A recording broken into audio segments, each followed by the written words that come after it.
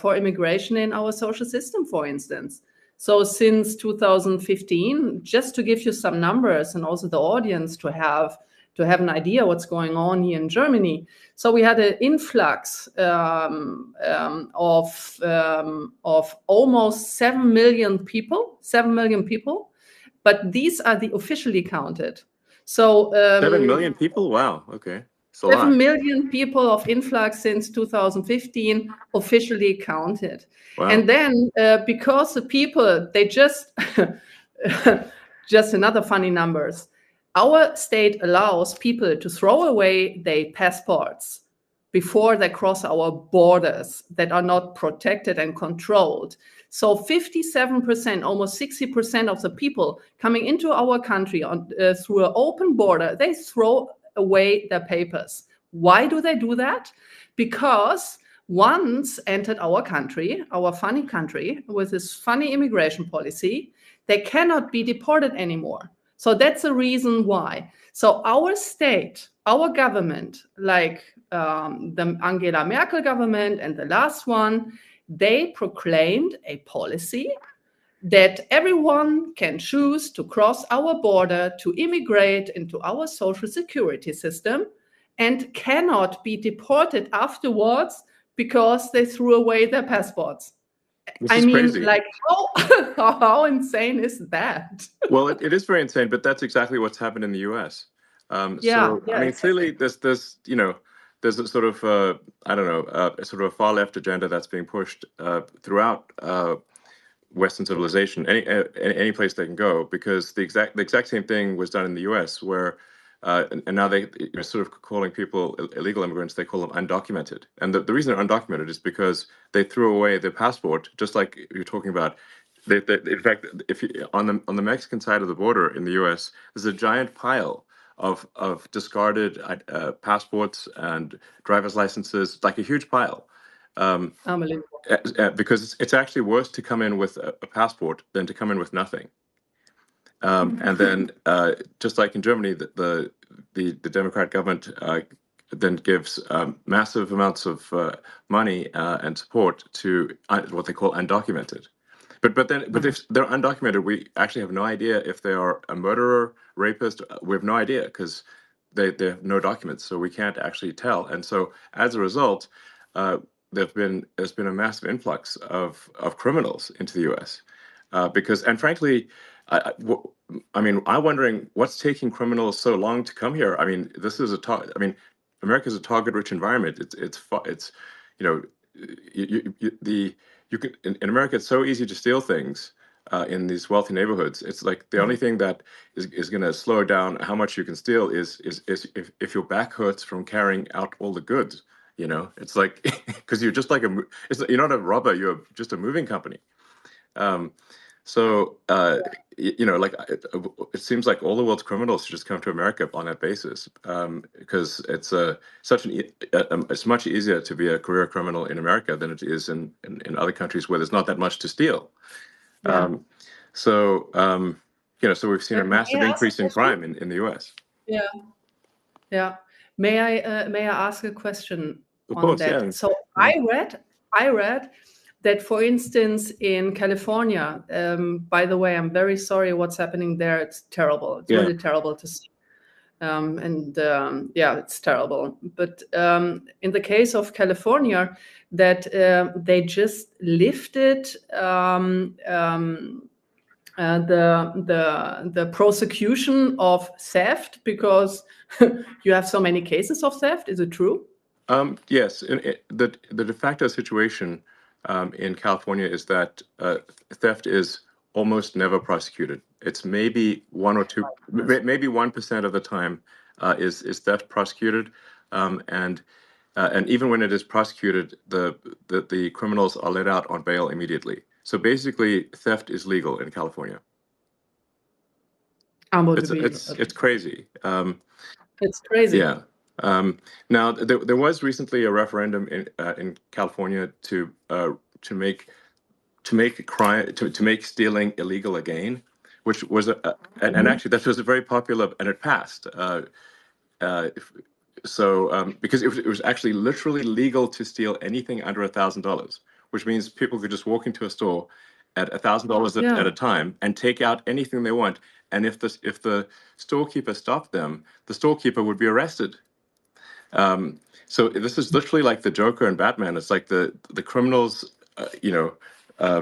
are in charge, and the honest citizens are arrested. It's just completely insane. Now, like I said, the people in California did vote overwhelmingly to make theft illegal again.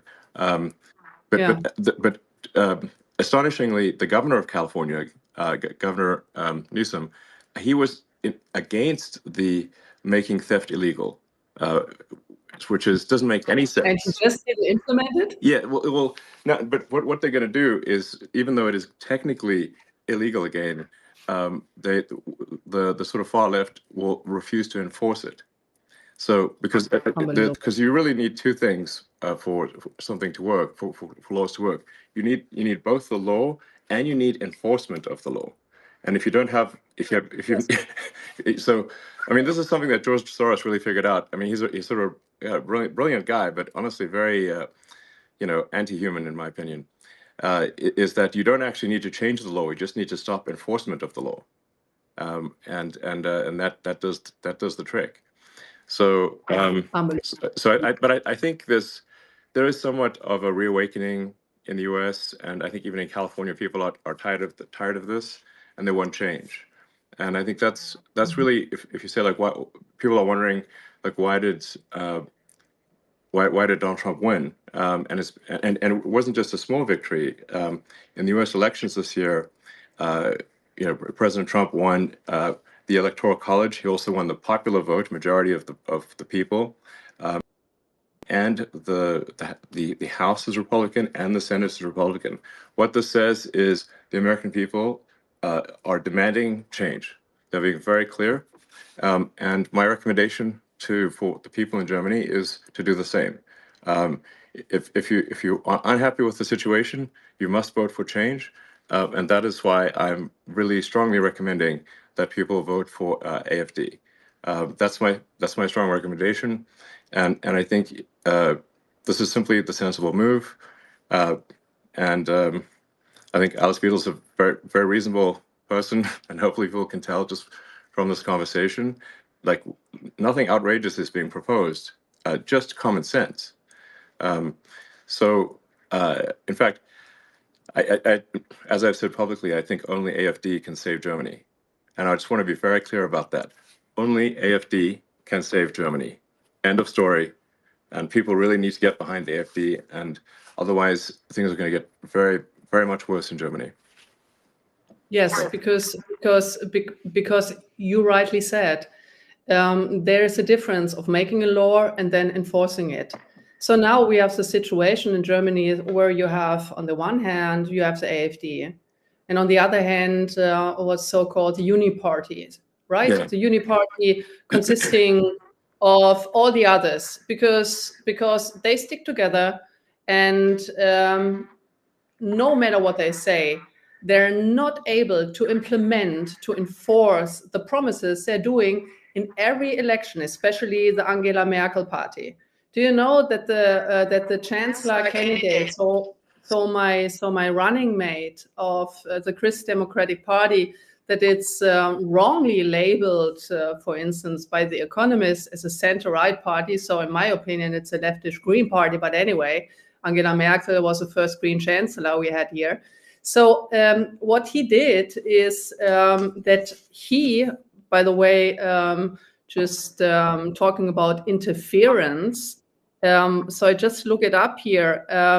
He called your interests in German politics, pushy and presumptuous. Yeah. And what does he say about George Soros? yeah, exactly. And Bill Gates. Yeah, Bill Gates, exactly. That was not a problem. Yeah. When Bill Gates actually tried to sell his mRNA vaccination, and not mentioning all the huge side effects on people's health, and no one takes responsibility about that, and the entire bluff and scam of wearing a mask, right? So It's unbelievable. And also that candidate of the Christ Democrats, like Friedrich Merz, he warned the world about the consequences of voting for Donald Trump in October last year. Right. So so far for like foreign interferences, right? Exactly. So it's unbelievable. It's really unbelievable, like how Donald Trump was treated by German media and German politicians during his election campaign. It was unbelievable. And I mentioned that before in a Bloomberg interview. It created, for me, it created physical pain to see that, how he was disparaged, like, and his entire family. So, yeah, so I feel very sorry for these people. Just like, saying negative things. And now, while we talk, 150 bureaucrats of the European Union are watching us, our conversation, to enforce this ridiculous Digital Services Act that is nothing else than a censorship on free speech. But free speech, right? Yes. It's and you said it, free speech is a precondition of democracy. Yeah. If you are not able to form a proper opinion and exchange opinions and ideas, and a democracy should be a competition of the best ideas, right? Absolutely. And the compromises. Yes, yeah, exactly. Without freedom of speech, people are obviously not able to say what they want to say, and then they cannot make an informed vote. So if people are simply fed propaganda and have no access to what's really going on, then they can't make an informed vote, and then you don't have a real democracy. So that's why I say, free speech is the bedrock of democracy. There must be free speech in order for people to make an informed vote. So that's essential. And you can sort of, it's actually quite easy to tell who the bad guys are. It's like, who wants to shut down freedom of speech? They are the bad guys. It's very clear. Yes. And do you know what Adolf Hitler did? The first thing, he switched off free speech. Yes. So he controls the media, and without that, he would have never been successful. Yes, exactly. Never been successful. Yes, But absolutely. this is what you do. Yeah, no, exactly. That was one of the first things he did was to control the media and imposed extreme censorship. And what he was trying to do was shut down any pro-Semitic media, anything pro-Semitic or any defense of the Jewish people was shut down. So we have to, like, very few, for those who want censorship, I think they should be careful what they ask for, because once you institute censorship, it's only a matter of time before that censorship is turned on you, and eventually they will censor you, and that's the danger. Because people love to censor things they don't agree with, but they don't realize that one day that censorship is going to be turned on them. So absolutely. Yeah. So I mean, you mentioned, of course, Hitler and whatnot. Now, there's a lot of the media wants to portray AFD as far right, as somehow associated with Nazism or something like that. Perhaps you could address that concern, because people, when they hear sort of right wing in Germany, they naturally have a bit of a negative reaction. Yes, thank you for the question. First of all, I would like to, since I'm a economist, I would like to shed some light on the idea, when we talk about Hitler, on the idea of the National Socialists. Back then, during the Third Reich, the National Socialists, as the word says, they were socialists. Yeah, Adolf very much Hitler so. considered, yeah. They nationalized industries like crazy. Yes, absolutely. Yeah. He was a communist, and he considered himself as a socialist. So what they did, they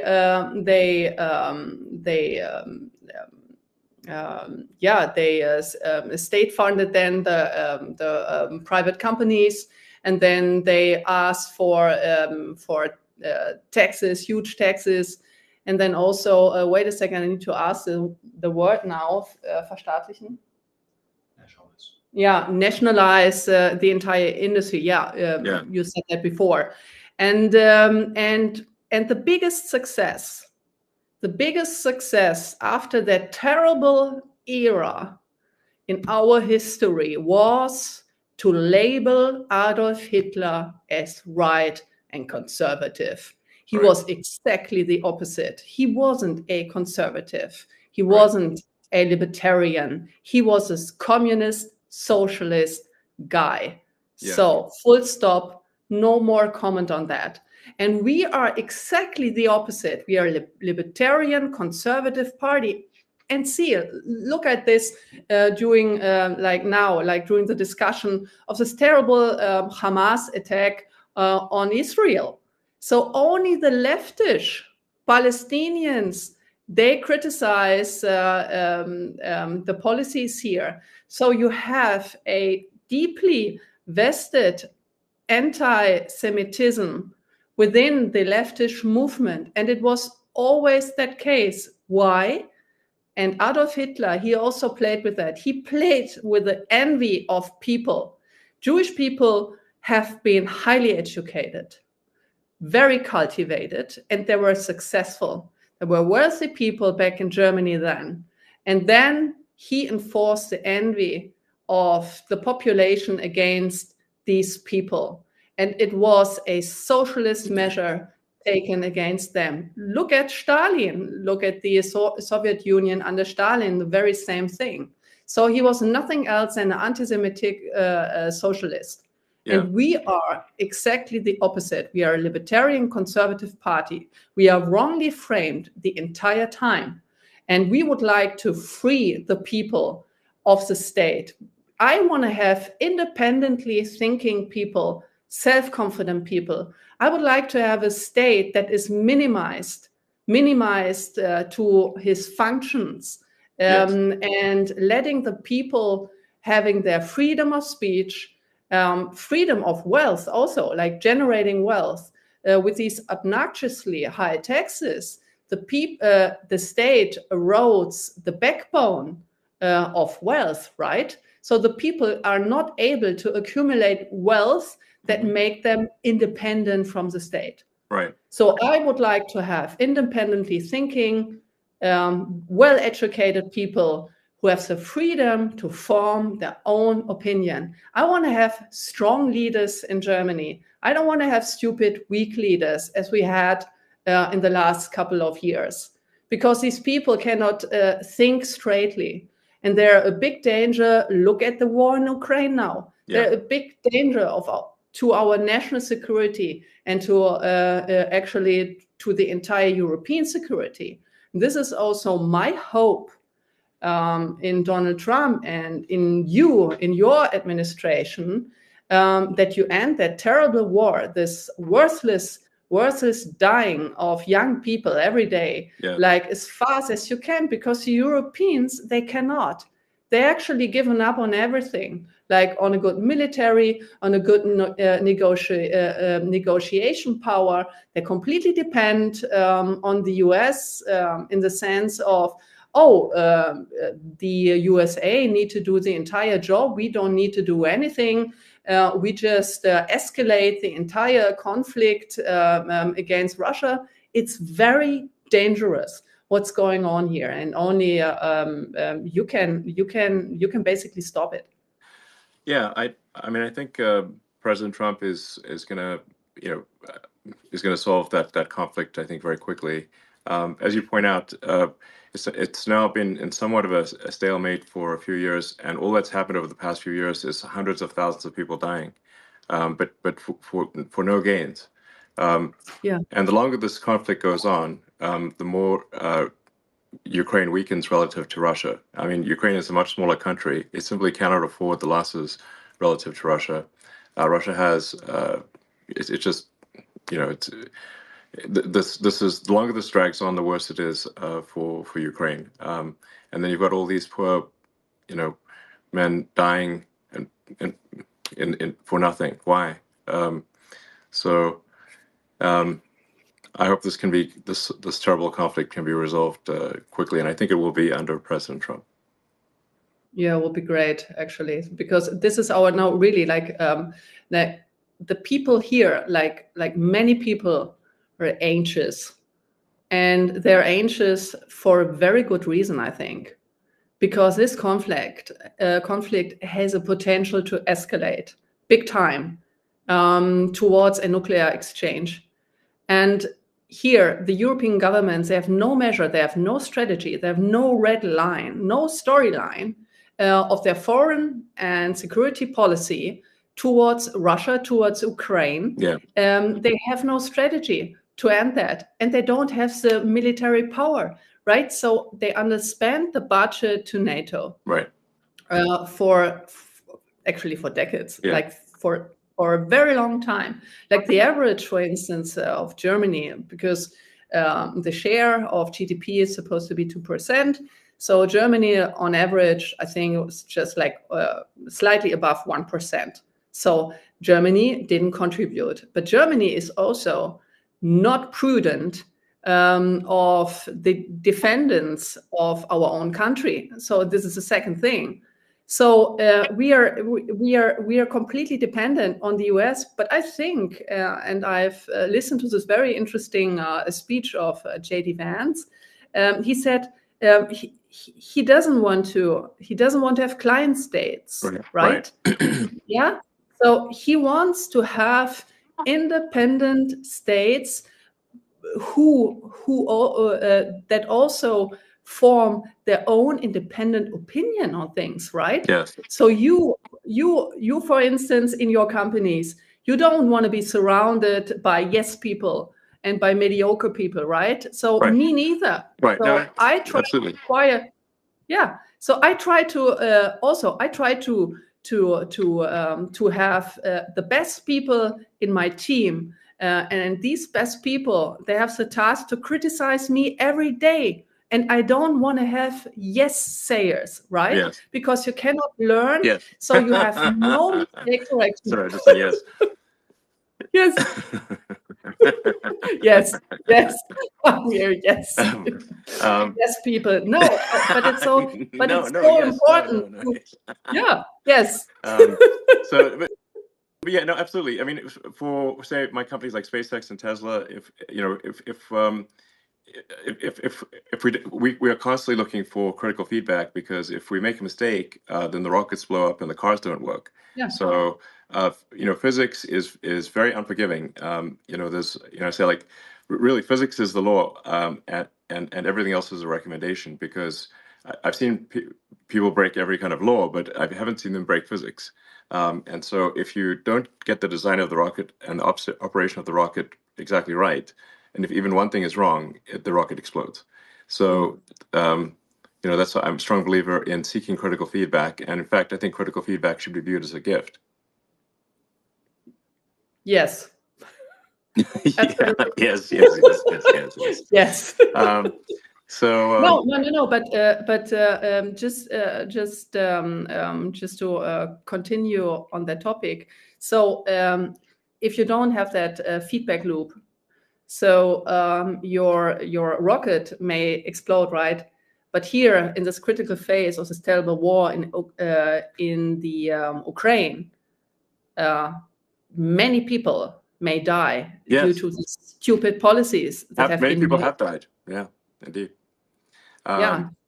So, well, I mean, let's touch on some maybe potential, what people may view as hot button issues. Like, what are your views on Israel?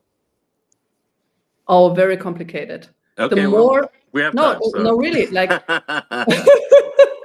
the more I read about the Middle East and the situation in Israel, the more complicated it gets. And to be honest, I wanted to ask you about a potential solution, because, to be honest, like, in my humble opinion, I don't see a solution. So maybe Israel have to find some alliances with the Sunni states, maybe if possible. Yeah, to be honest, from my point of view, like from my perspective, it's a very complicated situation. And I don't, I'm not this person, I'm not a politician. If you ask a question that I do this, blah, blah, blah. Sure. I really say what I think to do honest politics. And to be honest, I don't know. To be very frank, I don't know how to solve the conflict at this point in time, and I hope maybe you have an answer on that. Sorry for being dissatisfactory, but it's so complicated, and I want to give prudent answer. And in case of Israel, I don't know how to resolve this conflict, to be honest. Well, I guess maybe another way to say it is, do you unequivocally support the existence of the state of Israel? Yes, of course. Okay, that's what people want to know. Yeah. I'm asking questions that maybe seem very obvious, but no. Oh, yeah. Oh, yes. Now I see where this question. No, absolutely. Yeah. So we need to protect the existence of Israel, and we need to protect not only the existence of the state of Israel. I also think that Benjamin Netanyahu have made many mistakes in the past, to be honest. But we also need to take our responsibility as a German nation state to protect Jewish life, Jewish people in our country who are exposed right now to Muslim crime, right? So they are not safe here anymore. So I don't know if you saw some videos here of the streets of Berlin. I'm right now in my office in Berlin, but like with all these demonstrations of the Palestinians here, well, a Jew could not walk through the street anymore, right? And we have a huge potential of anti-Semitic crime against the Jewish people. And to be very frank here, the AFD is the only protector, and I'm saying that like very frankly, the Alternative für Deutschland, the AfD, can only be the only protector of the Jewish people within here in Germany, because the Uni-Party, all other parties, they did exactly the opposite. They let like millions of people in. They let them do crimes on our streets, like the crime rate are skyrocketing.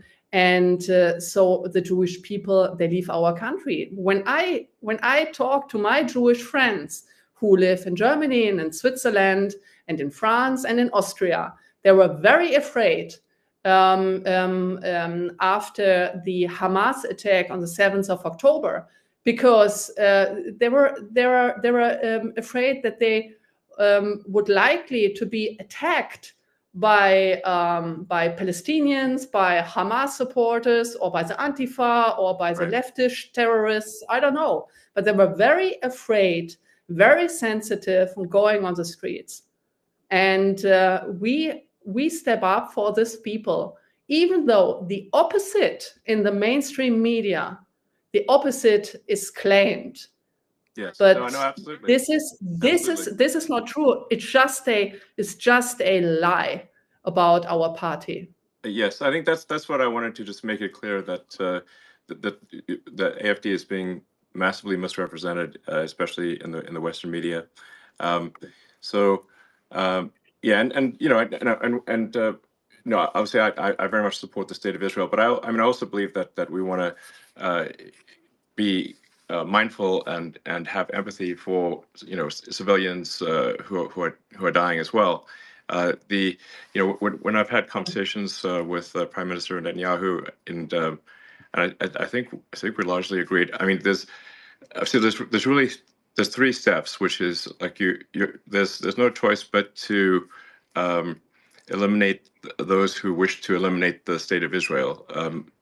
Hamas essentially, but then and then the second step is to fix the education so that people, the Palestinians, are not trained from when they are children to hate and want the death of Israel. So you've got to fix the education system, and then the third thing, which is also very important, is to make the Palestinian areas prosperous. This third step is very important, and this is maybe the hardest step, which is, but you have to have that third step. You have to bring prosperity. You have to help rebuild, and you have to bring prosperity. And I've had this conversation with many people in Israel. I said that third step is essential. And they've asked me, well, when has this worked? And I'm like, well, I'll give you a very big example. After World War I, the Treaty of Versailles was extremely unfair to Germany, and it created a massive amount of resentment. And the Treaty of Versailles laid the foundation with its extreme reparations laid the foundation for World War II. Without the Treaty of Versailles, Hitler would not have succeeded. Yes, true. Yes, and then, but if you look at so then the lesson was learned. So then after World War II, when Germany and Japan were defeated, the U.S. actually helped rebuild Japan and Germany, providing financial support to rebuild Japan and Germany, and now Japan and Germany are allies. And this is a very important and fundamental lesson of history. Yes, you're absolutely right. When after the Hamas attack, I just opened Google Maps to have a look. Okay, what is the geographic situation there? And when you see the Gaza Strip, right? It's a Gaza Strip which is just locked in, with no resources and not even water supplies. So there can be cut off a water supply and other supplies, just like instantaneously. And this construction also, like just having a look, like from a geographic perspective, you don't need to be very smart that this is not going to work out. And to make this area wealthy with specific measure being taken, it's a very vital first step. Yeah, I think it's essential, and it requires overriding the natural human instinct for reciprocity, which is that to basically an eye for an eye. But the problem with that, an eye for an eye, is that if you keep doing that, an eye for an eye, as the saying goes, an eye for an eye makes everyone blind. That's why I think there's great wisdom to forgiveness. You need both strength and forgiveness, but this is the only way to stop the endless cycle of violence. It's a very nice sentence. Like the eye for an eye makes everyone blind. Yeah, exactly. So, so hopefully that can be the future. That's the best future I can think of. I think there's not some other future that works. So how about, may I ask you another question, because we just jumped topics. What is your point of view? We stopped that your administration will end the war in Ukraine very swiftly. But what is your perspective on the instruments and measures that could be taken? So would you like to talk about it? Can you talk about it a little bit? So what we could expect? Yeah. Well, this, to be clear, I mean, this is up to President Trump. He is the commander-in-chief, and so it's really, up to him. So I don't want to speak for him. So, but I I do think that there is a path here to a resolution, and but it does require strong leadership in the United States in order to get this done. So, yeah. But I'm confident that it can be done. Okay. And I do think it's possible to have peace in the Middle East as well. These are possible. So, and I think that would be a great future for the world. So, yeah. No, great. So it's absolutely fair. So very, very fine with me. Yes. Well, let's see. Are there any other topics we should discuss, or if you have any questions for me, or anything you think people might want to know absolutely. about? Sure. Because I want to ask, and many people are interested in that. So why do you believe that flying to Mars and populating Mars is your top priority topic, the SpaceX?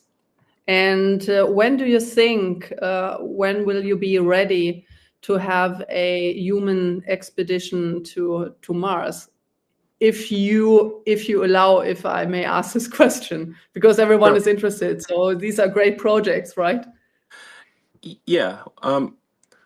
Well, I mean, I think at a very high level, I think sort of like what set of actions are going to lead to the long-term prosperity of civilization. The sort of a growth in the scale and scope of consciousness.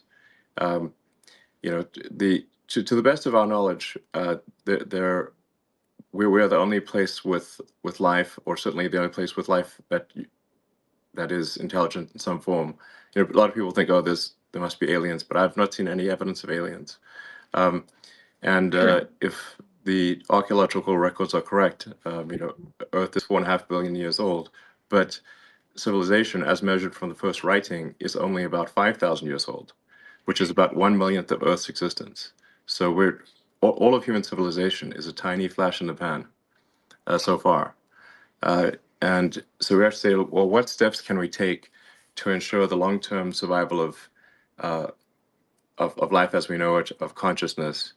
And if we are a multi-planet species, the probable lifespan of consciousness is dramatically greater than if we are a single planet species.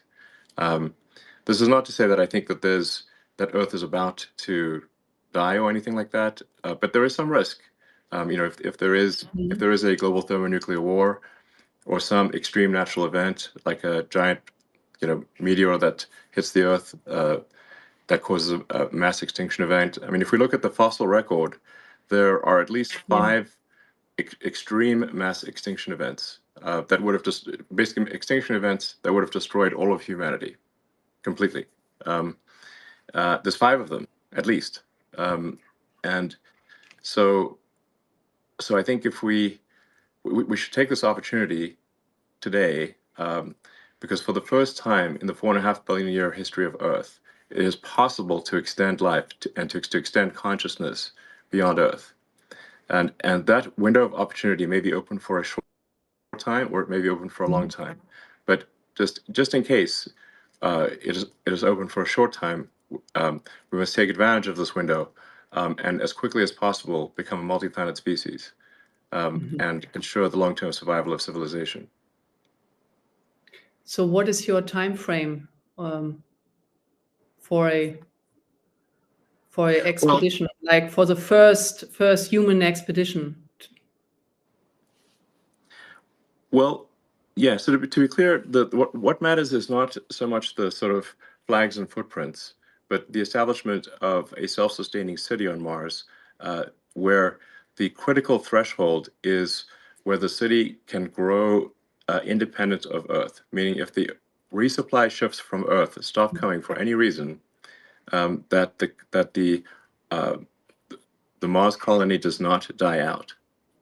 That's if we are able to reach that point, then we have passed one of the very important and fundamental Fermi great filters.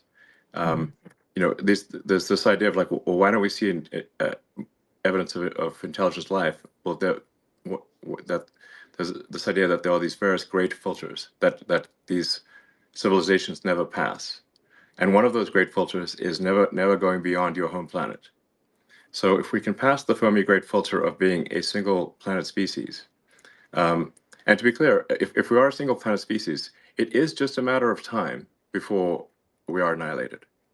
One can argue about how long it will take, but eventually there will be something that happens that annihilates civilization.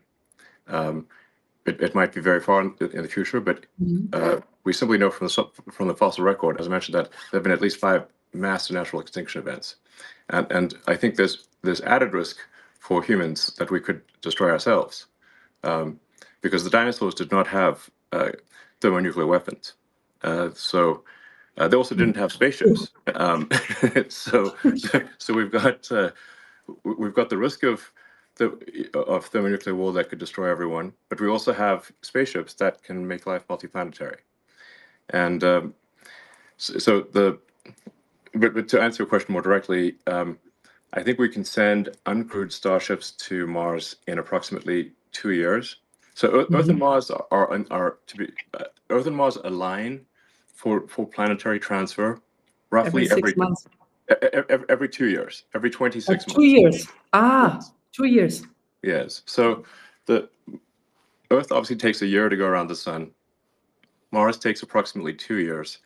And obviously one cannot go to Mars when it is on the other side of the sun from Earth. Yeah. So we have to wait for when Mars is in roughly the same quadrant of the solar system as Earth. And that occurs for about 6 months every 2 years. And the optimal transfer window is typically just a few months. So for a few months every 2 years or every 26 months, you can transfer to Mars. So there's currently a Mars transfer window, which means that the next one is in 2 years from now, and then there'll be another one 2 years after that. So for the one in 2 years, I think we can send uncrewed starships to land on Mars to test that the landing systems are working properly. We want to make sure that we don't add more craters to Mars. Yeah, yeah, that would be good. The crater count increment must be 0, and once we prove that it is safe to land, then if all the ships we send in about 2 years land safely, and we think we understand the issues, then in principle that in about 4 years you could send the first people, and then Wow. the number of ships can expand exponentially from that point. I mean, as a rough order of magnitude, my guess is that we need to transport about a million tons of cargo to Mars to make it self-sustaining. When things are very uncertain, I think if you can even guess to within one order of magnitude, you're doing quite well. So I suspect probably 100,000 tons is maybe not enough, and hopefully we don't need 10 million tons. So therefore, my guess is hopefully 1 million tons is enough to make Mars self-sustaining. So maybe it's a million tons of cargo to the surface of Mars and about 1 million people or more. So that's really what matters. The critical threshold from the standpoint of a fundamental branching of the future of civilization is that point of reaching on Mars where Mars can grow by itself, even if resupply ships from Earth stop coming. At that point, the future of civilization branches, and to a good branch. And the probable lifespan of civilization is dramatically greater. And Yes. my guess is that there will be cases where the future Martians actually come and help and rescue Earth, and when there is an emergency. Just as America has helped to rescue the rest of the world in World War I and II and the Cold War. Where would the world be if not for America helping out in those 3 circumstances?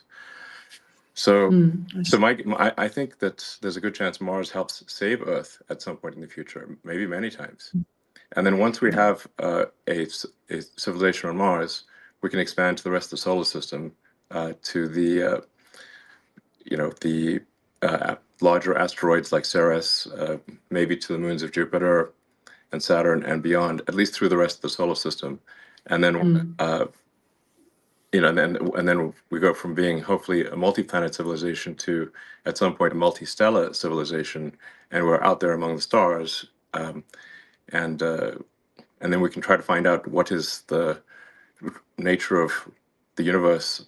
Perhaps when we go to and visit these faraway star systems, we will discover the remains of long dead alien civilizations. I think that would be incredibly interesting, but for sure it will greatly improve our understanding of the nature of the universe, dramatically. Absolutely. Yes. So and things that like the time scales are just remarkable to think about.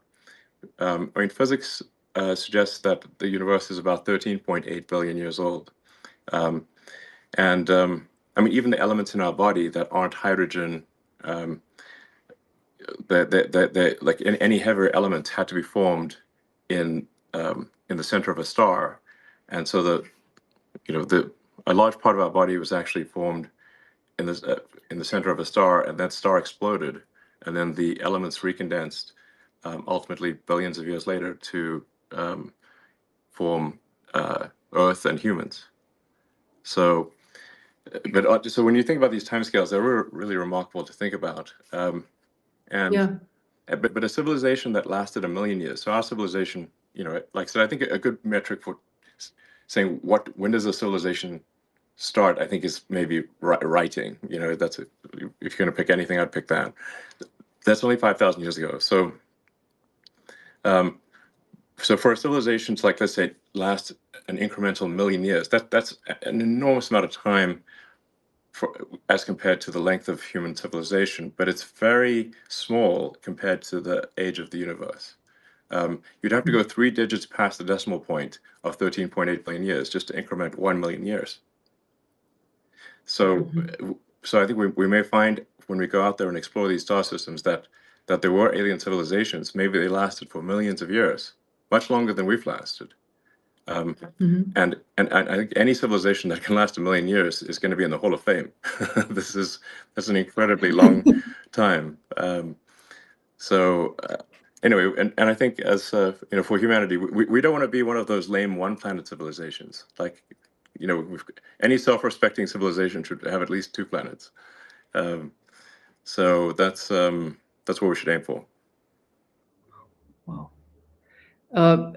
If you so you just said that the human body comprises of elements of an exploded and then reordered elements, right? So do you think that this coincidentally happened, or do you believe in God? I'm just curious. Because many people say, okay, this cannot have been a coincidence. That cannot, right? So it just could have been God. So do you believe in God? Well, I'm open to believing in things proportionate to the information that I receive. So, so I mean, I guess I have sort of a physics view of reality, which is, I guess I'm trying to understand the universe as much as possible to understand what's going on.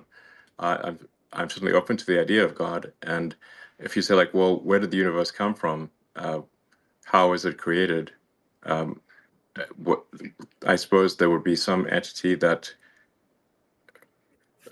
you could call God. I don't know. But that's a separate question from, say, is there some entity that is observing our daily actions and rendering a moral verdict on what we do from day to day? That doesn't appear to be the case, because at least there's some very evil things that happen in the world, and if there's someone observing us on a moral basis continually, then it does seem odd that some very evil things are allowed to occur. But maybe that is the case. I don't know. I try to form my opinions based on what I learn, and as I learn more, I aspire to change my views to match what I learn. Yeah, same here. To be honest, I'm still on a search. I don't know what to believe. So it's called maybe a agnostic. And but it's very interesting to see how the world and also the universe evolved. It was incredibly interesting to listen to your visions. It's quite a vision for every one of us. Yeah, I would say that what I have is a philosophy of curiosity. So I'm curious about the nature of the universe, and I would say I subscribe to the Douglas Adams school of philosophy that was described in The Hitchhiker's Guide to the Galaxy. In that book, the Earth was sort of a giant computer that was trying to answer the question, what is the meaning of life? And then it comes back with 42, and they're like, what does 42 mean? And it's actually the answer is the easy part, and the question is the hard part. That was actually quite an illuminating thing for me, because I had a sort of an existential crisis when I was, I don't know, 12 or 13, about the meaning of life. And I read many of the religious texts and the books on philosophy. It's like reading Schopenhauer, Nietzsche, and whatnot, which is a bit depressing if you're to read as a child. Ultimately, why? Well, Why? They're a bit negative. At times, it's actually, it makes more sense reading it as an adult. But then I read the Hitchhiker's Guide to the Galaxy, which is really a book in philosophy in the form of humor, and I think it kind of really that I thought was very insightful. That we should basically try to understand the nature of the universe, and in fact understand even what questions to ask about the answer that is the universe. And so that led me to conclude that we should aspire to expand the scope and scale of consciousness, so that we're better able to know what questions to ask about the answer that is the universe. So we should just seem to take the set of actions that lead to a greater understanding of the universe. Wonderful. Actually, these are perfect last words, to be honest, for our conversation, because I don't know right now, like what to continue, because because these words are so beautiful. So I would just like screw it up, and it was wonderful. It was wonderful talking to you, and listening to your views of mankind, and also to have an idea of your vision. It's very visionary, and Well, thank you so much. Well, it's been a pleasure speaking, and I hope people listen to this conversation and find it helpful. All right. Thanks, everyone.